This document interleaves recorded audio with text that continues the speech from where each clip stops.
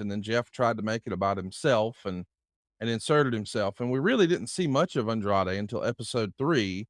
And I'm sure there's some old school fans who are listening to this podcast or seeing our podcast video here, and they might not be familiar with who Andrade is. But boy, Jeff Jarrett really discounted him on last week's episode of Phew. My World. That's what I'm saying. Steve Kaufman, our producer here, producer Steve, he's got a clip of Jeff Jarrett talking about Andrade. Yeah. Let's go ahead and let you guys take a listen to that clip, Good luck with that. and then I'll let you respond, Rick. Here we go. I'm glad that I did now. You know you're double nickels. You ain't what you used to be. Andrade is going to go upside that head. Oh, God. Listen, look at my history in Lucha Libre. Andrade is a dime a dozen, my friend. Oh, really? I literally, there's 15, 20 that I've faced over the years. Latin Lover, Psycho Clown, Rey Mysterio, Dr. Wagner, literally one after another after another. Go look up on YouTube my AAA success. Andrade, I mean, if he ain't a curtain jerker, I don't know who is. Yeah. Give me those big eyes. Okay. Literally. Okay. If he wasn't married to who he's married to. I don't even want to hear that. Oh, good. Are you serious? The son of a promoter? Let's run around and ask all those old Memphis guys. By the way, where's your daddy's promotion these days? Yeah. And weren't you the WCW champ when they went under? You were one of those top guys. No, the champion. No. Of course not, because they figured out that shit wasn't working. Okay. Yeah. We'll get into the last dying days of WCW. When Ric Flair walks to the ring in loafers and street clothes, you talk about backing up to the pay window and taking a check. The last pay-per-view, me and Flair against Dusty and Dustin. And Flair, his big ego completely out of control. He can't put on boots and tights. And now here we are 20-something years later, and he wants to go out. Yeah, he's going to go out all right.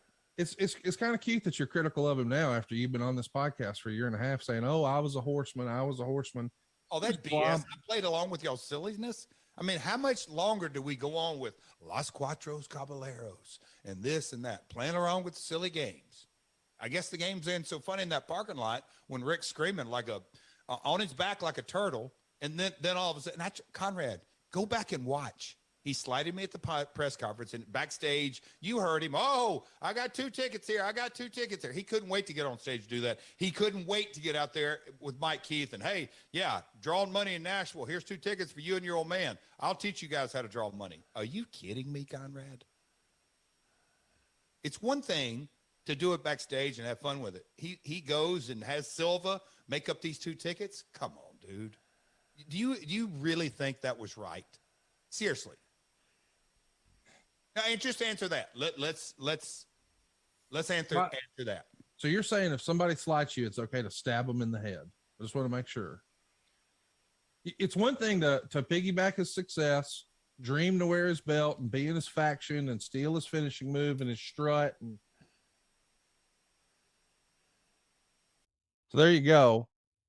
A little bit of Jeff trying to defend his actions. And I do want to talk a little bit about the Jarrett family and their promotion and all that with Mr. Crockett in a moment. But first, Rick, when you hear, you know what Andrade has done. And let's not forget, it wasn't that long ago. Triple Mania, which, by the way, if you're not a hardcore wrestling fan, you may not be familiar, that AAA is kind of like the WWE of Spanish-speaking countries. They are the biggest promotion by far.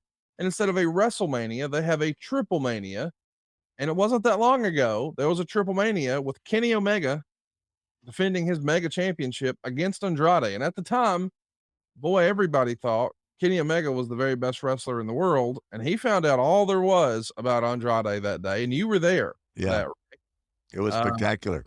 The idea that Jeff would come out here and say that Andrade's a dime a dozen and a curtain jerker, whatever the heck that means. Your response? My response is, I'm pretty sure, I don't know for a fact, but I'm sure Ashley will be in the vicinity. And just because every man likes to show off in front of their wife, I guarantee you, Andrade will not disappoint. He'll get the pep talk from hell from Ashley, and you and I both know what that means. Oh, yeah. We both heard that, or Charlotte rather. Andrade, don't fail me now, pal. I don't. I talked to him on the phone. He can't wait. There's nothing wrong with him. I don't know where Tony Khan came up with this bullshit about his foot and all that, but he's running he's working out like a fool. Yeah, everybody is ready for this one. Everybody's Yeah. ready to pull out the big guns.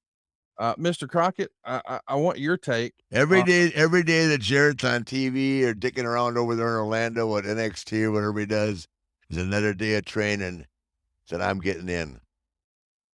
I'm 21 years older than him, I think, right? I think you're 18 years older. What is Jeff, 51? True? 55. Well, Jeff's 55. Yeah. He looked good on TV the other day. God, Oh, he looked older than me. So I don't know. And I have that plastic surgery. oh, Now we're going. A lot of other surgery, but no plastic.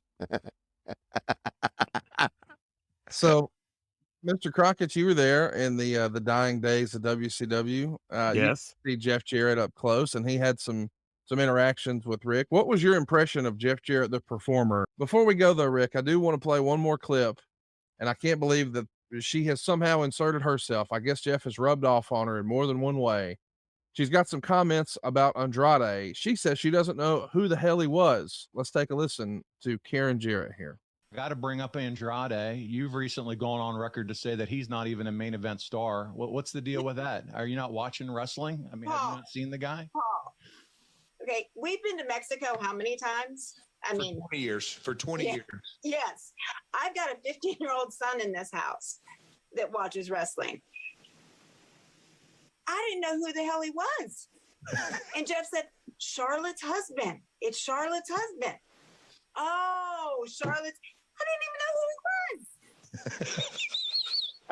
Oh my God. I mean, Oh, you think she's kidding? There is zero. I mean, like zero. That is 100% accurate, whatever y'all want to call it. I hate to say that that's a shoot, brother. No, that literally, I kid you not, Codes is going, Mom, you know, Andrade, he used to be, and Karen, huh? And then Coaster drops, Mom, you've seen it on Instagram. It's the guy who married. We can cut it right there. Rick, do you think everybody's going to know who Andrade is Sunday night? Do you think Karen Jarrett is going to find out the hard way who Andrade is Sunday night? I don't know if she'll find out the hard way, but I can guarantee you she'll be very impressed. And she'll know who he is after the end of Sunday night. No doubt about it. It's so absurd. This whole thing is so interesting.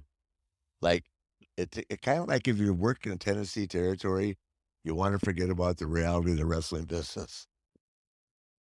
I mean, I don't remember ever seeing Jerry in St. Louis. I know Jeff was never there, which is the home of the NWA. I don't remember ever seeing him. I don't know who they wrestled. I don't even know who was down there. The most famous guy from Tennessee I know is Frank Morrell, the king of Kingsport. Yes, right. The king of Kingsport.